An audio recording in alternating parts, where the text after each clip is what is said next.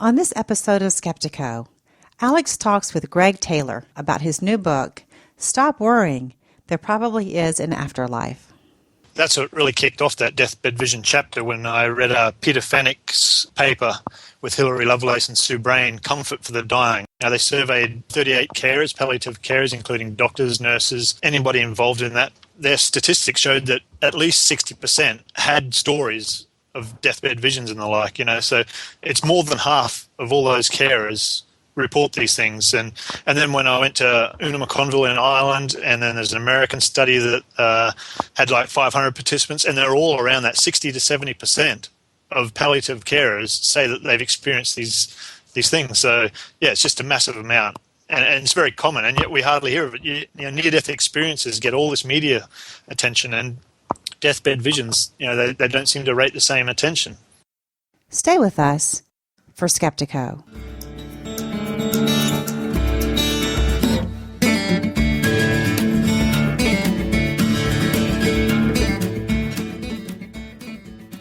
Welcome to Skeptiko, where we explore controversial science with leading researchers, thinkers, and their critics. I'm your host, Alex Tsakiris, and on this episode, Greg Taylor, as you just heard, joins us to talk about his new book, Stop Worrying, There Probably Is an Afterlife. If you know Greg from the Daily Grail website, then you know that he's a solid researcher who really digs into his topic to understand all angles before he speaks, and this book is certainly no exception. I learned a lot from this book and from this interview, and I hope you do too. And I hope it's not too late for you to pick up this book at Amazon and maybe give it to someone as a Christmas gift. Oh, and one other thing before I get to the interview, I do have to apologize. The audio quality on this interview is not great. I accidentally had the wrong mic turned on in my little studio here, and I was talking into one mic and being recorded with another mic. I hope you do stay with it. There's a lot of good information in there. Here's my interview with Greg Taylor. Today we welcome Greg Taylor to Skeptiko. Greg is the creator of the amazing stalwart of paranormal websites, the Daily Grail, which has been going strong for, I think probably longer than the internet has been around. But Greg also has a new book out now called Stop Worrying, There Probably Is an Afterlife, something that is right up our alley here on Skeptiko. So Greg was a guest on our show over 4 years ago. Great pleasure to welcome you back, Greg. Thanks for joining me on Skeptiko. It's a pleasure to be here, Alex. You know what I thought we might start with, since I think a lot of people probably are familiar with the Daily Grail, but a lot of the folks aren't. Let's start there. Tell folks about the Daily Grail, what you do there, what's been happening there, how it started, just the basic rundown on the Daily Grail website. Okay, the Daily Grail is basically a website that's devoted to news on science and history and anything sort of on the fringes of the mainstream. We don't go too far. We're not into total what people, the wacko territory of people just losing the plot completely. We're just testing those edges of science and history, which a lot of orthodox scientists would say we're woo, in the words of Randy or someone like that. But I don't think science or anything can move forward unless people keep pushing those boundaries of the edges of science and history. So that's what the site's devoted to. It started 15 years ago now, so it's been going a long time, and yeah, it's just evolved over time. Originally, I was more interested in a lot of the history things. That's what I sort of grew up with. And since then, as time's gone on, I've become more and more interested in matters of consciousness, which I think really is the big fringe area of science. As much as science likes to claim they know what's happening with the mind, really we still have no idea. So that's taken a lot of my time over recent years and has ended up in the book that I've just written. Why this book? Maybe you answered that earlier when you said that you feel like your site, the Daily Grail, has shifted more and more into the consciousness area. Why did you feel a need to tackle this survival of consciousness issue, near-death experience, deathbed visions, and all the rest? It's just become an area that has really interested me, and I was actually amazed at, once I started digging in, how much information, the general public knows a lot about near-death experiences. That seems to be news that gets out there in the mainstream a lot, but And when I started looking at deathbed visions, which is the whole chapter on deathbed visions or end-of-life phenomenon, there's just some amazing things in there. Peter Fenwick's done some amazing work there, researched the things that he's showing up. And I think a lot of people weren't aware of that. And even now that I've released it, there's a lot of people that I thought knew a lot about these topics, and they're coming back to me saying, wow, I just did not know that. This is amazing. So, that was the whole goal of the book, is to get this information that if you dig into it a bit, you start seeing, but just isn't getting out there to the mainstream a lot. And also just to, I think you'd know as well as I do that skeptics are starting to win that whole dialogue in the public of shouting down anything that's to do with this topic. And I just wanted to get a book out there that wasn't all new age-ish. It was just going through the actual scientific research and saying, look, there seems to be something interesting happening here. Maybe it is, maybe it isn't, but we deserve to look at these things more honestly and openly than we are at the moment. Well, I think you did a really nice job of it. First of all, it's extremely well written. Not that I was surprised that it was well written, but I mean, it's really well written. It's accessible on one hand, and on the other hand, it has a lot of great content, as is evidenced by the more than 20 pages of notes and citations that you'll find in the back. So you must have really done a pretty extensive job of covering your reading list before doing this book. What was your initial plan in terms of the breadth that you were going to tackle with this survival of consciousness issue? We mentioned a couple: near-death experience, deathbed visions, terminal lucidity. How wide did you cast the net initially, and then maybe how much wider did the net get once you kind of got out there and saw what else there was? Yeah, that was exactly what happened. I knew my topics. I knew a fair bit about mediumship, at least, the last 100 years or so of research into that. I was quite familiar with the near-death experience things. I sort of just dipped into the deathbed vision, and it just kept growing and growing and growing.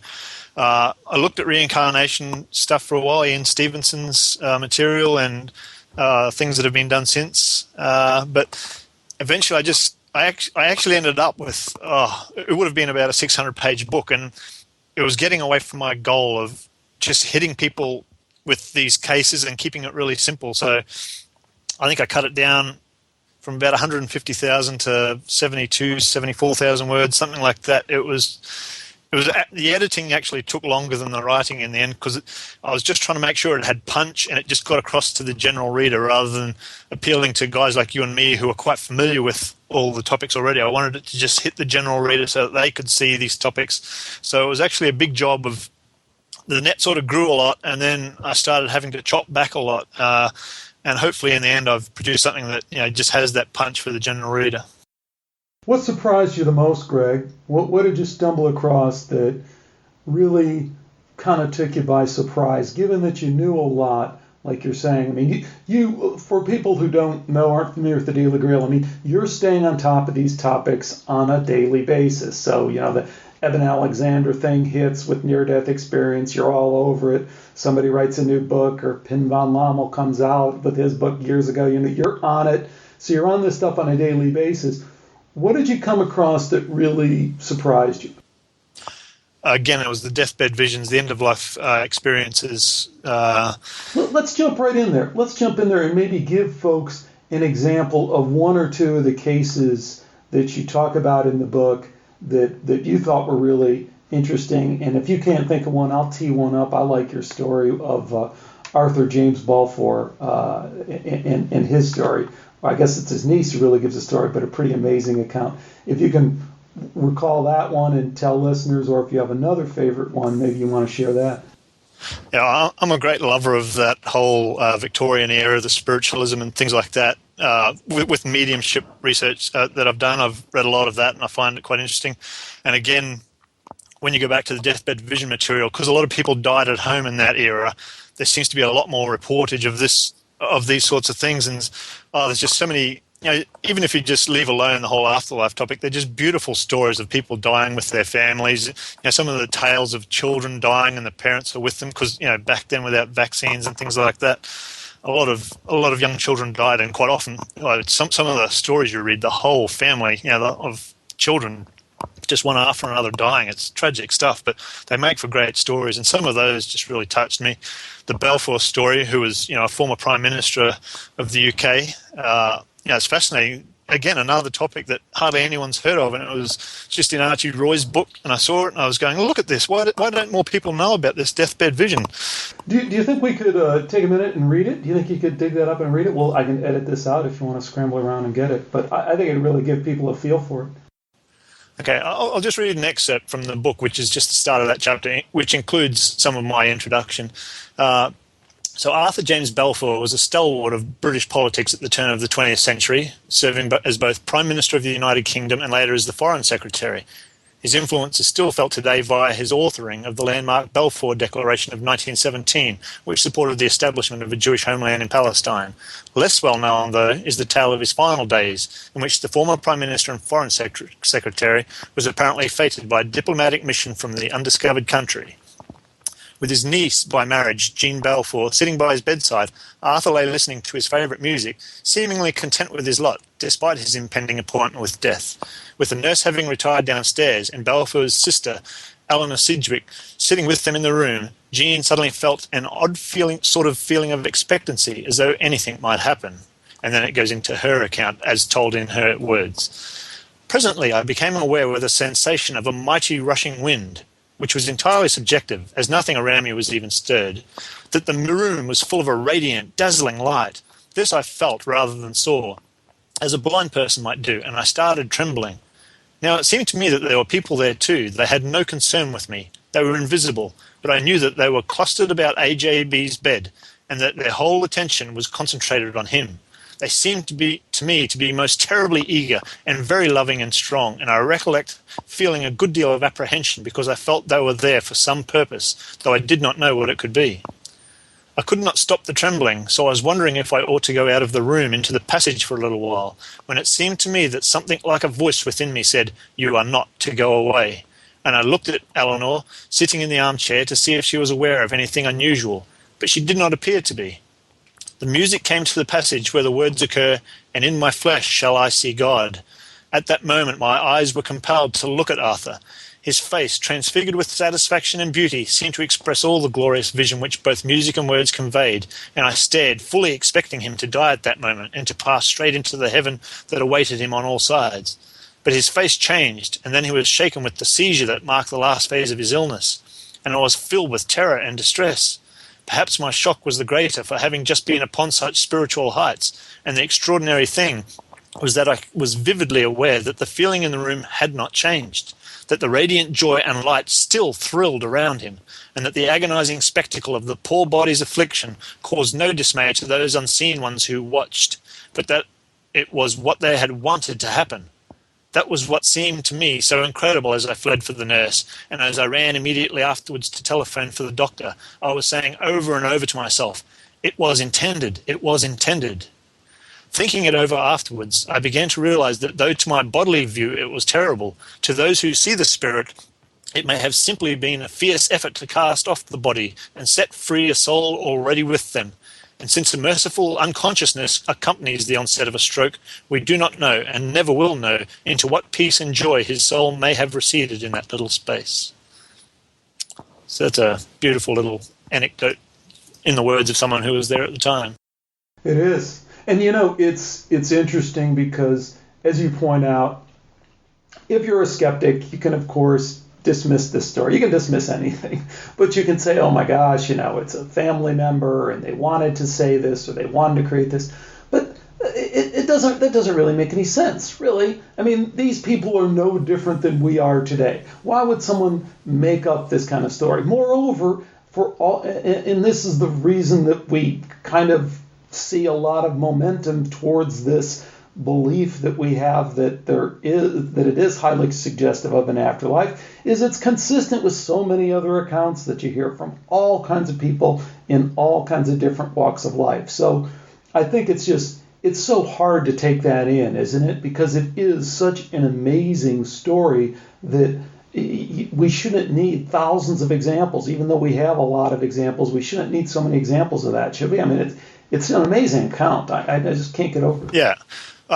Firstly, the thing that grabbed me about that one was when she introduced it by saying that she felt this rush of wind, because that's something else that I've researched for quite some time, that a lot of people having near-death experiences right through to other anomalous phenomena feel or talk about a rush of wind hitting them. And they use those exact words. So that's what really grabbed my attention with that. But beyond, any sort of proof of those things, like you said, these are profound experiences. And that's one of the things that I ended up coming to in this book, is that these are profound experiences that people are having, that are absolutely life-changing, and yet they're, at the moment in modern society, they're being belittled. And so many, again and again in these accounts, you find that people didn't tell about these accounts to other people just because they were afraid of being labelled crazy or the like. Palliative carers or people at deathbeds have these profound experiences and then say that I didn't tell anyone for a whole year because they thought someone would say you're crazy or something like that. And we really need to get out of that habit and start talking about these beautiful experiences again. Yeah, and you mentioned that a lot of these are recorded from back in the Victorian era, but there are also a lot of contemporary accounts too. And I don't recall reading your book if you ran across Diane Archangel, who was head of hospice at the Kubler-Ross Center in Houston, but a nurse, someone I spoke with, and not a nurse, but I mean a very high-level person in that important hospice group in Houston that really started the whole hospice movement. And she was in contact with a lot of hospice nurses and collected a whole bunch of these stories and published them in a book. And there is a group, hospice nurses, for which these accounts are just so commonplace that they're not even disputed. I mean, and I would challenge that to any person who is skeptical but still interested in this, is go down to your local elderly care / hospice organization and just buy a cup of coffee for a couple of nurses and ask them about deathbed visions. I guarantee you won't get past a couple of sips and they'll have more stories than can fill a book. That's what really kicked off that deathbed vision chapter, when I read Peter Fenwick's paper with Hilary Lovelace and Sue Brain, Comfort for the Dying, a 5-year retrospective and 1-year prospective study of end-of-life experiences. Now, they surveyed 38 carers, palliative carers, including doctors, nurses, all anybody involved in that.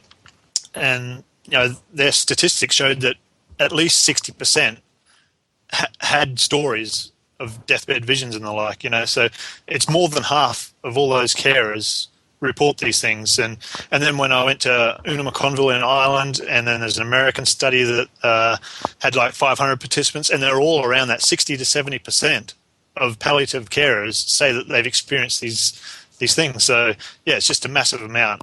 And it's very common, and yet we hardly hear of it. Near-death experiences get all this media attention, and deathbed visions, they don't seem to rate the same attention. Why do you suppose that is?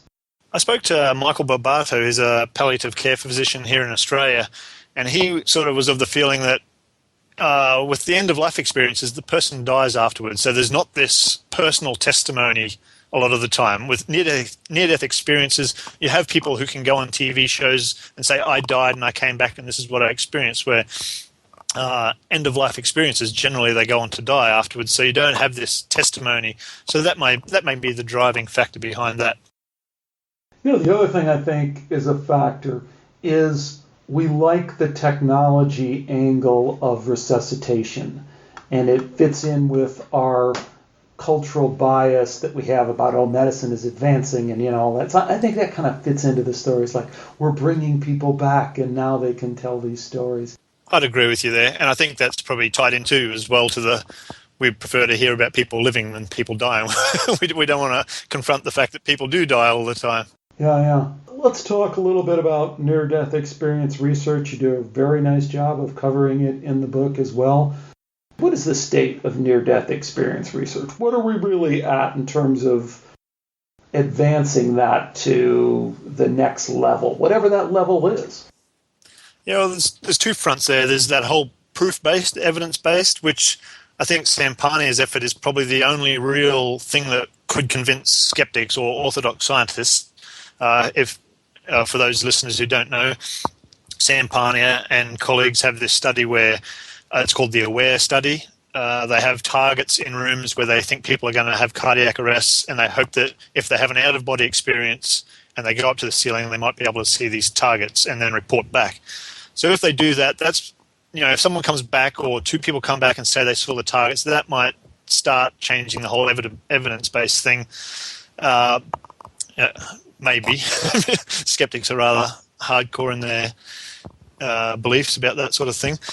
But then there's also the side of near-death experience research where it's more about learning more about how they affect people's lives. And I think Bruce Grayson's probably, right at the coalface there working on that. So you've got these two areas, and the evidence-based is always going to be uphill battle. Like I said, I think the aware study is probably the only method of going forward there. You do have all these veridical accounts of OBEs, and Janice Minor Holden has done a great job of assembling lots of those anecdotes, but I don't think they're ever going to convince the hardcore skeptics, whereas the aware study might start persuading people if they can come back with data. Although, again, that's going to be a really hard push, as I explain in the book, as to how much research needs to be done just to pull out a few OBEs. But I think, Bruce Grayson and people like that, writing for the Journal of Near-Death Studies, who are looking more at the social phenomenon and the personal phenomenon of how near-death experiences affect people. I think that's quite interesting as well, and probably gets lost in the mix a bit. People all want evidence, but there's this whole other side that it's a profound experience, and how is it affecting people? So, yeah.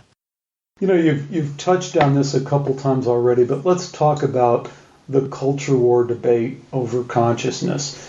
You start the book. The book, again, folks, is Stop Worrying, There Probably Is an Afterlife. And you start it with a very nice introduction on the ghost in the machine. And in that, you not only trace the origins of near-death experience research, but of this, again, scientific culture war over consciousness. Frame that up for us a little bit. I mean, on one side, we have this, people get tired of me saying this, but it's the consciousness is an illusion of biological robots side versus this consciousness is fundamental. And you talk about some prominent scientists who believe that consciousness is the fundamental building block of the universe. Frame up for us that culture war debate over consciousness and where you think it's at, where you think it's heading. Well, this is something we cover on the Daily Grail quite a lot, so that's one reason for the introduction. I felt I needed to introduce the reader to this sort of debate, because in the modern day, your Richard Dawkins and the like seem to get all the publicity, especially when you read a lot of scientific sources. So I just explain how over recent centuries, just all these different aspects of science have led people more and more away from a sort of spiritual worldview into the view that the physical world is everything and we are just slime on a little piece of rock that orbits the sun, and we have limited lifetime and basically there is no meaning to life. I then sort of point out that even though that gets all the media, there are a bunch of really good scientists, very highly respected, the likes of Paul Davies, who don't believe that that's the case, or at least suspect that's not the case. They see consciousness as something very fundamental in the universe. The universe, or us being conscious and then analyzing the universe ourselves, seems to be this way of the whole universe waking up and learning more about itself. So, and then there's the aspects of quantum physics where consciousness seems to be a little bit, or not a little bit, consciousness seems to be really tied into quantum physics there. This is something I talked about in another interview recently. It's amazing when you talk about science and how it's supposedly concrete facts. It finds out the facts and it reports back the facts.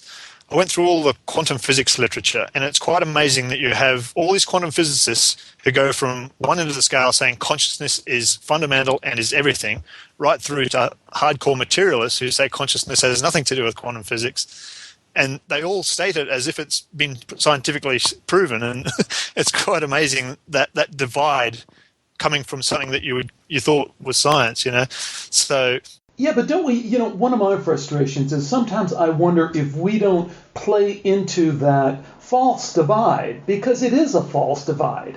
I mean, as you are alluding to, I think most people, if they dig into the quantum theory, quantum mechanics experiments, but not only those, but the other experiments with consciousness from all over the place, that not only is the data heading us towards this idea of this expanded view of consciousness and away from the status quo view that consciousness is an illusion, but the whole thing was just absurd from the first place. I mean, no one believes that we don't love our children, that we don't love our parents, our family, that there isn't this special connection that we're able to form. And yet that is totally at odds with this status quo view, as you said, that we are slime on a rock orbiting the sun kind of thing.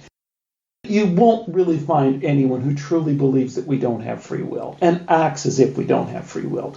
And yet, my kids go to school and it's not, they don't beat them over the head with it, but it's underlying all their education about science. So are we kind of playing into this emperor has no clothes kind of thing where we go, gee, it really is a debate out there and it's hard to see how we have scientists on one side and scientists on the other. Can't we just call it for what it is? It's a total bunch of bull. That doesn't make any sense. Consciousness is an illusion of a biological robot. We know better than that, don't we? When you look at all these high-profile scientists, your Dawkins and the like, they will tell you straight out their belief. Whether they believe that fully when they go to bed at night and things, there is, like you said, there's this funny, they get caught in traps where they say all this one thing, and then you can actually say, in the argument, you can actually corner them and say, well, if there's no free will, then you're not making that decision, and therefore this argument, it's almost an argument to absurdium. Exactly, yeah. And there's this whole other side too. When you talk to Henry Stapp, a very respected quantum physicist, and he's actually beyond just the, this is a bit of, people are wrong here and let's just get it right. He's starting to feel that actual worldview where we're teaching it to kids in school and things like that is actually could be responsible for a whole degradation of moral standards in the world, because if you push that there's no free will, then nobody has any responsibility, and you start going down a very deep and dark hole there. So he's actually quite outspoken on that fact in his book.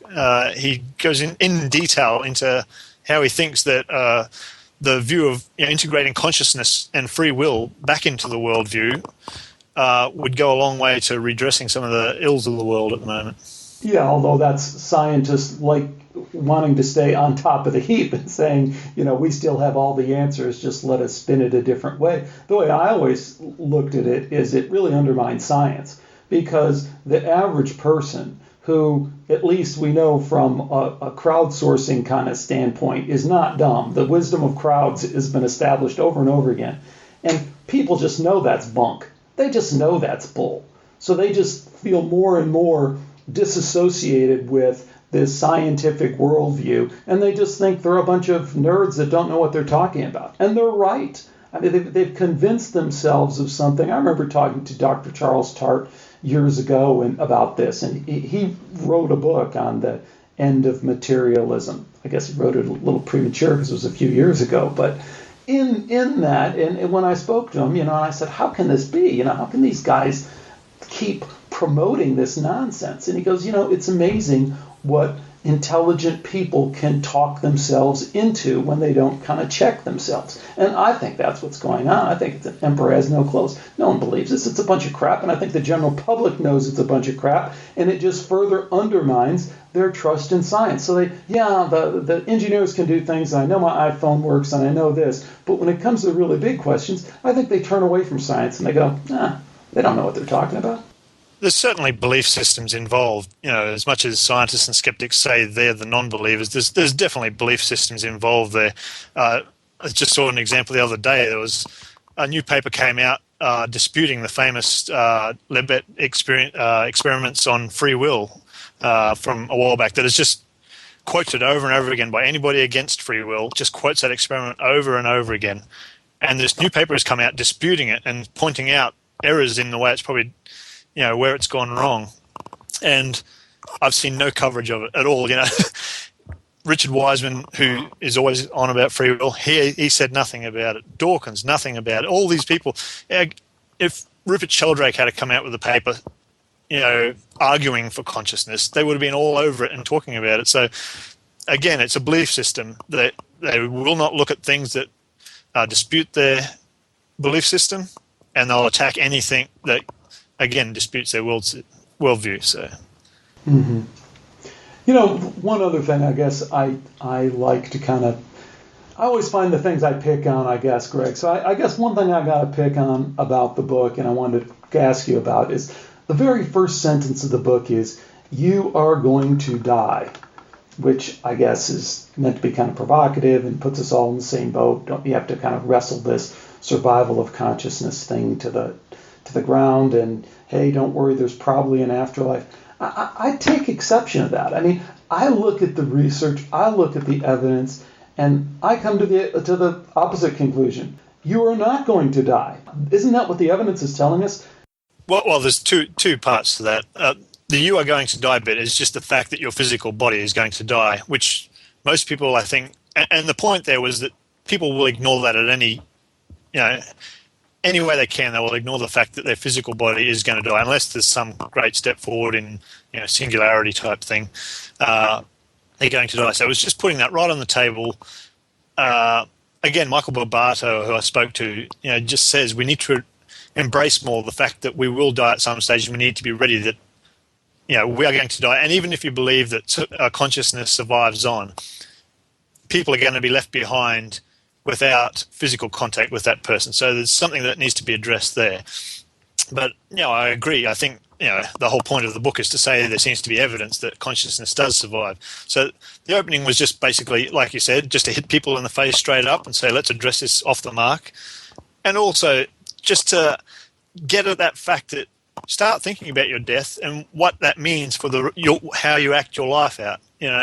Which in the final chapter I sort of go back to, that while you're here on this planet, let's do good and let's learn, let's help people, and let's do the right thing so that by the time your physical death at least comes, that you have lived your life well.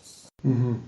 You actually have a nice quote in there. I forget who it's from, but our death really defines our life. If we didn't have death looming, the death of our physical body, the question mark of what that annihilation will mean, we would really have a whole different conception of our life. And I think until we fully take that in, as you point out, we can't fully appreciate what we have in this experience, whatever we're supposed to do with it. Well, when you're working on a project, even if you have a project that's open-ended, it tends to not get done. It gets shuffled back while you work on other things that are more urgent. So addressing that fact that at some stage your body is going to die, means that you should concentrate a lot more on squeezing everything out of every day as you go on, rather than sort of getting to your 60s or 70s and realizing you just didn't achieve what you wanted to in this life on Earth.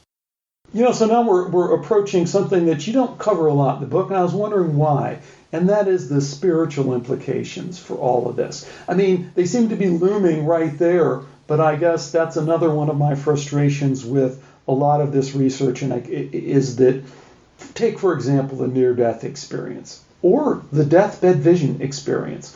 What people come back from that directly is not, they don't come back and say, oh my gosh, that's highly evidential of survival of consciousness. No, they want to talk about God. They want to talk about the white light thingy. They want to talk about the moral meaning, the moral imperative that brings to their life.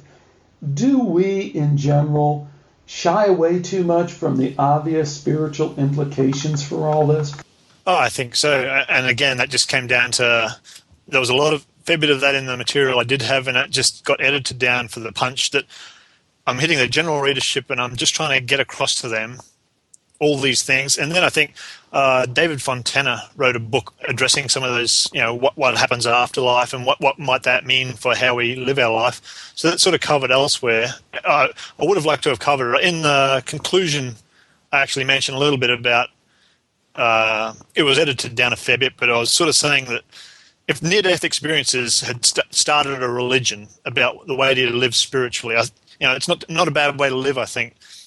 basically your near-death experiences come back, and they're saying what you should be doing is loving people and learning as much as you can and doing right by other people. Like the life review process, always, well, not always, but quite often you see that it's experienced from other people's aspects as well and how you affected them. And it addresses that you should be acting well to other people. So all these aspects of the near-death experience, I think, would make a great sort of spiritual way forward if you wanted to turn it into a religion. But again, once things become a religion, we know they become corrupt. And and the other thing was that at the best of times, I feel uncomfortable suggesting to others what they should be doing or what they should be thinking. I like to just put facts across to people. So the spiritual elements, I sort of feel a little bit uncomfortable addressing them because I'm certainly no spiritual guru or anything like that. So I just wanted to get the facts of these things across and also transmit a little bit about, like I said, what near-death experiences come back saying, and I address a little bit of that in the conclusion about living your life well. So, yeah, I understand your frustration there. It was something that I wrestled with a little bit during the writing of it. It just came down to a decision as to what effect I wanted the book to have, really. Well, let me jump over on the other side and say, I think you do a great job. And I think there's, in terms of winning people over, I think this book might have a lot more success than a book that's highly spiritually oriented, because you're right, that does set people askew a little bit because it bumps up against some very important, cherished beliefs that they have. So at the end of the day, I think you probably made the best decision because you just present a ton of hard-hitting, well-documented, carefully researched facts that are hard to get past, and then I think you leave it up to the reader to come to their conclusions about what to do with it. So maybe you did the right thing. No, that was the goal. I think once you add those spiritual elements, I think you got it exactly right. You're bumping up against people's own beliefs or their own feelings, and you're going to lose most of the skeptics and scientists straight away. And then the further deeper you go into that spiritual sort of matters, the more you might be bumping up against other people's religious feelings or otherwise. So I'm glad that you thought I made the right decision. So, Greg, tell us, how's it going with the book? What other events are you doing? And what's going on in general? What can we expect to see coming up on the Daily Grail?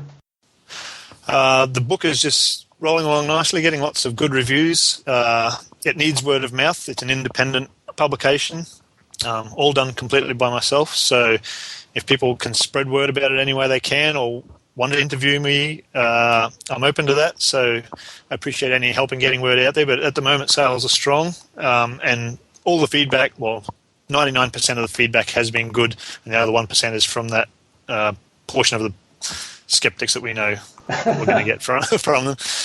And with the Daily Grail, now that this book has taken up a lot of time between the researching, then the writing, and then the editing down, it's taken up a lot more time than I expected.